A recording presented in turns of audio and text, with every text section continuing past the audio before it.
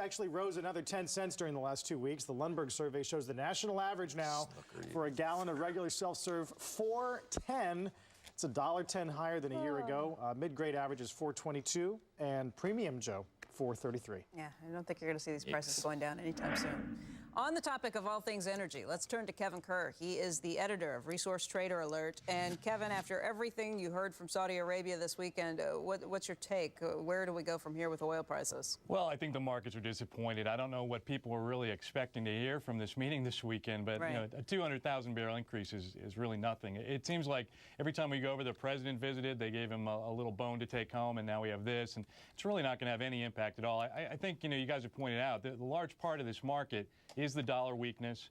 It really will hinge on what the Fed does this week, and I think the markets expect them to do nothing. So, you know, at this level, I'm not sure how much we have on either side of this price. Kevin, how much of it is the fact that what the Saudis sell is not sweet, and it's not what we want or need to refine?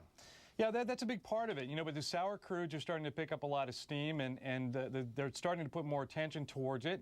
You know, another issue away from the Middle East is the Mexican field, the Cantarell field. You know, I was looking at some numbers over the weekend, and we've been watching this closely, but when we see that production falling so significantly, 1.5 million barrels a day that we get from there, and not only is that going to be devastating to our imports, our close neighbor, Mexico, but also to their economy, which creates another disaster. So there's a lot of things going on besides the Saudis increasing production by 200,000 barrels a day. You know, Kevin, if we hear this increases in production, I know 200,000 may not be a lot, but you're still talking about an increase of half a million barrels a day when you look at where they were just back in May. What would it actually take, do you think, to bring prices lower? I think what the market really wanted to hear was, look, here we have this huge amount of extra production, 1.5 million, 2 million barrels a day that we had over here hidden. Sorry, here you go, and they're just not going to get that. And I think it would take something dramatic like that to really spur the market, say, okay, there's plenty of supply, which there may be anyway. Right now. But the biggest problem here, again, is the weak dollar. And without a stronger dollar, this speculative market is going to continue. So when you say the speculative market is going to continue, where does that mean you think oil prices are headed over, let's say, the next 6 to 9 months? If we don't see the dollar strengthen, if we see the euro continue to climb, although it's down today and the dollar's up a little bit, I think we will see oil at 150.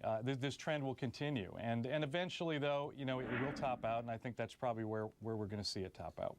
Around 150? Around 150. So don't worry about these $200 to $300 calls that we're hearing in some other places? Not yet. Not yet. I think we have to have it correct first. I do hear these reports back down to 75. I don't think we'll see a dramatic fall that far because we are seeing strong buying in the physical market. Maybe 110, the new baseline being 90, 100. But the idea of going back to $75, I think, is wishful thinking. But, Kevin, we go back and forth in this debate about what's causing this. Is it that there's not enough supply? Is it that demand is rising so rapidly? Or is it that there is speculation in these markets? The Journal today says 70% of West Texas crude is being bought by investors who are speculators. I'm the first to admit that a huge part of this market, I believe, at least $20 to $25, maybe more, is based on speculation, and that's clear, and we see it in the numbers. Would that be shaken out by any of the plans that are out there from some of the candidates, from some senators as well? Yeah, in terms of cracking down on speculation, would that bring prices down? Absolutely, Becky. You know, if margins were raised, if other things that were mentioned earlier in the program were done, I think it could have an impact like that, and we would see the lower end of the range immediately. That's just basic trading. Would that happen, or would we see more trading move overseas to places like the ICE exchange in London or different things?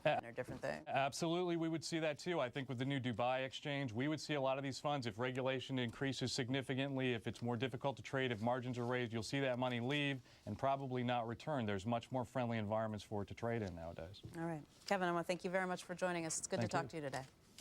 Two-day Fed meeting tops.